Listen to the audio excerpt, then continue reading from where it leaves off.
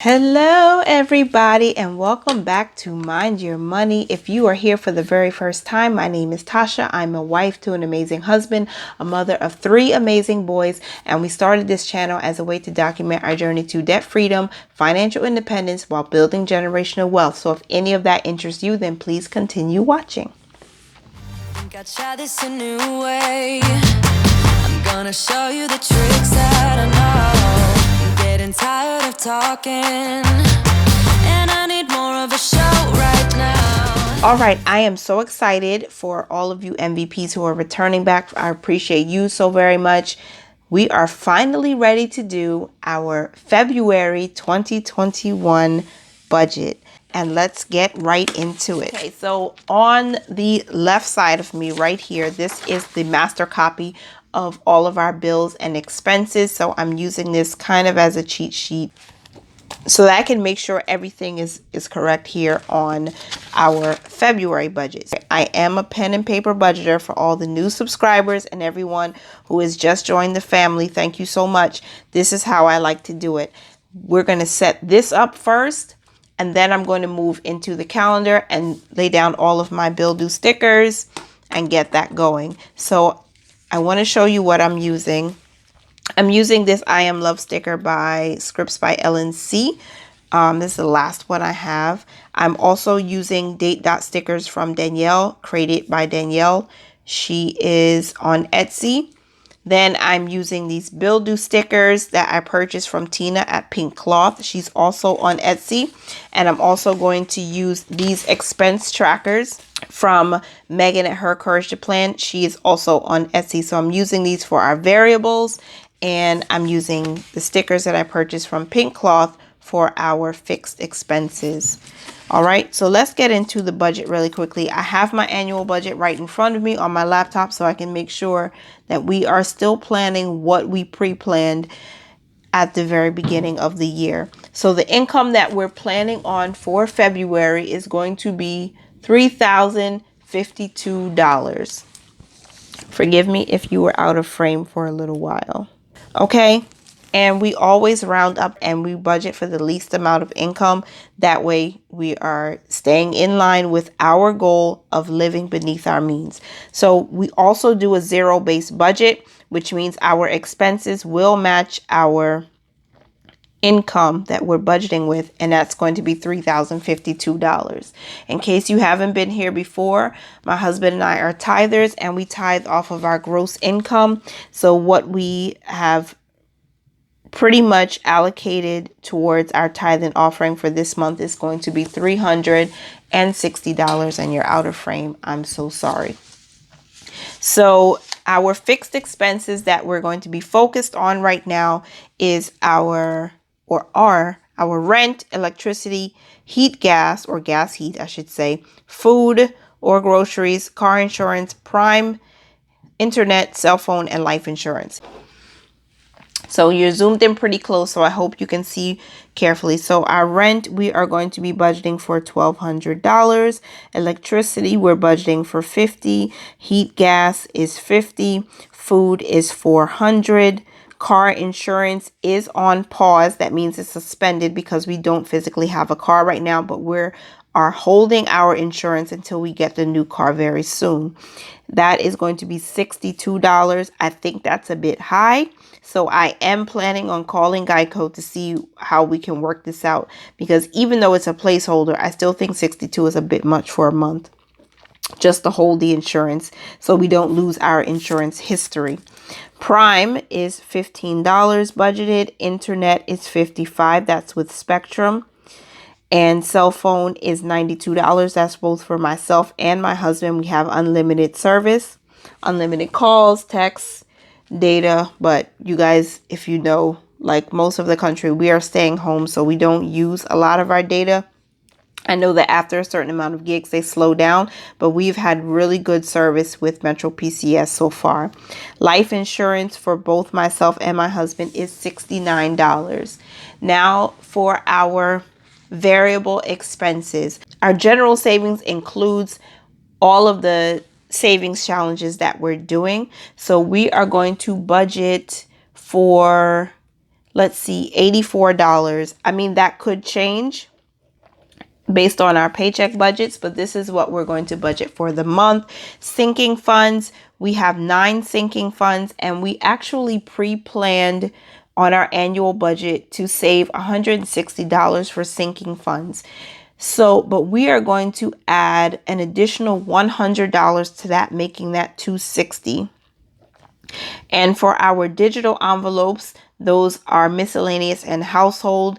We fund those through Capital One 360 savings accounts, and we are going to budget $50 again this month, just like we did in January. For our student loan debt, we did pre-plan to throw $405 towards that, but we took $100 from that to throw towards sinking funds. So our new balance is going to be $305. I said balance, but our new snowball is going to be $305. Again, we'll see what happens because we're budgeting for the least amount of income. And of course, if there's any side hustle income that comes in, that of course is a separate budget. And those are separate accounts that we use, but we will be able to use some of that money to throw towards debt and to put towards savings. Now, our emergency fund does not have a budget. But what I'm thinking is we are going to give ourselves space or room to put any additional money in the emergency fund. Now, we do have an automatic $5 that's transferred into this fund every single Friday. It's been that way for over a year. But we want to see how much we could put more towards that from our budget because we are working for the least amount of income. If there's any additional money at the end of the month that we can put towards the emergency fund, we will do that. But we are intentionally focused on our sinking funds because we want to increase those just as a backup emergency fund, if that makes sense. And in case you haven't been here before, our 9 sinking funds include back to school, Christmas clothing, gifts, state license renewal, medical, vehicle insurance, vehicle maintenance, and renter's insurance. But if you want to hear more about our sinking funds, I'll link the video where I went in detail about how we're funding those this year. You can check that out if you'd like to. So we're going to calculate the total for our fixed expenses, starting with our rent.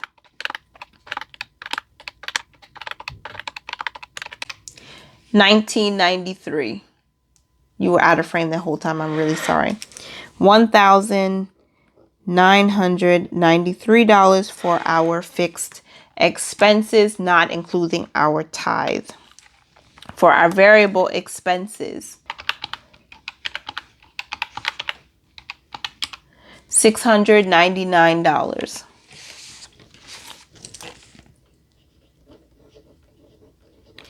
And then our tithe, we are going to add that in to make sure that we do have a zero-based budget. There should be nothing remaining because we are giving every dollar an assignment. So our variable is $699, our fixed is $19.93, and our tithe is $360.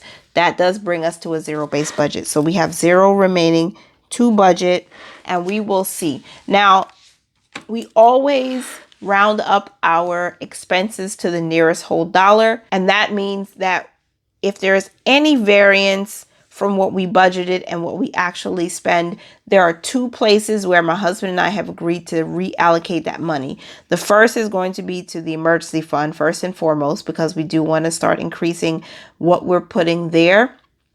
And then the second will be my student loan debt. Now, this is on forbearance, of course, so there's no minimum payment due, no interest is accruing, but we definitely plan on becoming debt-free this year because this is our last and final outstanding debt that we want to take advantage of paying off while we can and attack all of the principal. This is the part where I talk about our money affirmation. So our money affirmation this month is my comeback is better than my setback. We have been significantly impacted by the pandemic, but we have not given up, and we know that God has great things in store for us. The scripture that we are going to be focused on throughout the month of February is from Psalm 23, verse 4. Even though I walk through the sunless valley of the shadow of death, I fear no evil, for you are with me. Your rod to protect and your staff to guide, they comfort and console me. And this is from the amplified version. So we have finished our setup of the budget here from the page in our tool notebook. And now we're going to move into the calendar spread in the Budget by Paycheck workbook. Okay, so the date dots. I'm going to take my Tombow correction tape and I'm going to white out all of these and then put the date dot down.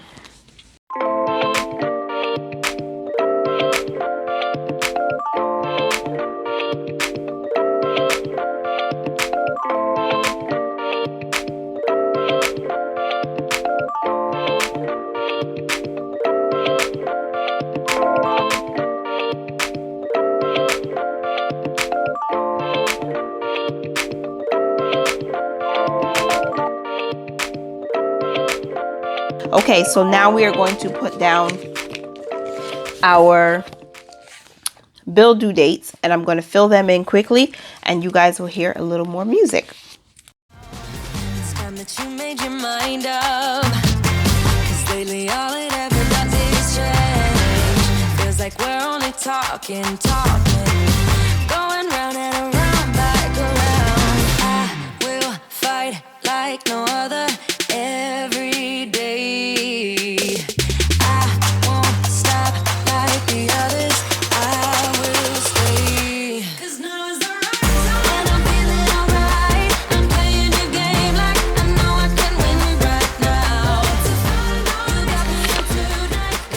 Okay, our paydays. I wasn't sure how I wanted to do it. I'm going to use these for our paydays on Fridays.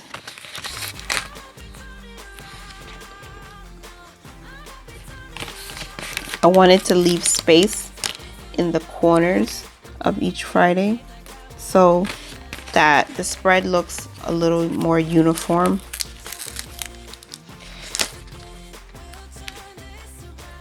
Someone once commented on one of my videos, I think it was my October or my November net worth video, and said that basically a lot of it was convoluted and confusing. I said, okay, I didn't know, but it's okay.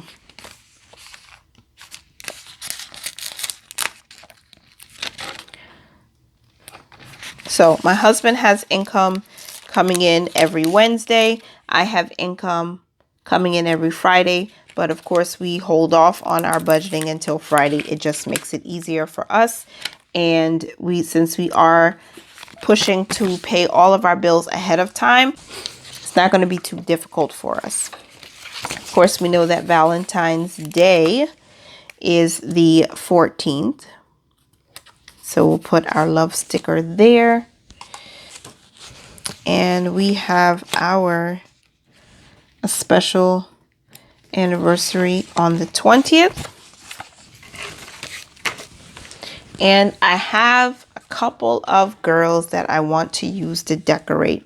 So I'm using this queen. This is from Capital Chic Designs. I have my everyday girl Carla from Oso Paper. I'm not sure if I want to use big Carla or little Carla. But because the spread doesn't have too much going on, I'll use Big Carla. And I will put Big Carla here. These stickers are so beautiful. Beautifully designed. I just love it. Okay. It is Black History Month, you guys. I like to use this section to write in our goals. I'll zoom you in a little bit. And I'm just going to white out where it says goals for this month. And I'm going to place. Now, planning is really fun for me now because I like being able to get things done. I like writing it down and seeing it on paper gives me a chance to really assess where we are financially with our, goals and everything. It helps us to put our ideas into perspective. Right. So there are 3 things that we're focused on this month. That is to maximize our savings because we are refocusing on that. And number 2 is to pay down our student loan debt. And number 3, I want to save $84 at least towards our savings challenges. Now, I'm going to do another challenge, you guys. This challenge is going to be $1 a day challenge. And for me, that means every single day of the month, we're going to transfer $1 from our checking account to our savings account for our emergency fund. We are going to be saving $1 every day. If you guys want to join in that challenge, put a hashtag $1 a day inside the comments and let me know. I'm going to be updating probably on my Instagram every time we do this, and I may have some short videos coming out just to encourage the community, and let's keep each other accountable. And then also the last thing is the 1 month ahead sinking fund. So 1 month ahead sinking fund, we are working on that video. You'll probably see that on Wednesday. I scheduled it for Wednesday, and I go into detail about how we're going to be doing that. So this is our monthly spread. Not a whole lot going on. I'm going to zoom you back out a little bit. This is how February is looking for us. I'll probably do my mid-month check-in on the 15th, and that is it, you guys. That is our monthly spread. We're going to move into our paycheck for February now. Okay, so the income that we're going to be using for this paycheck is our salary, and it will be for $853. Tithe is first.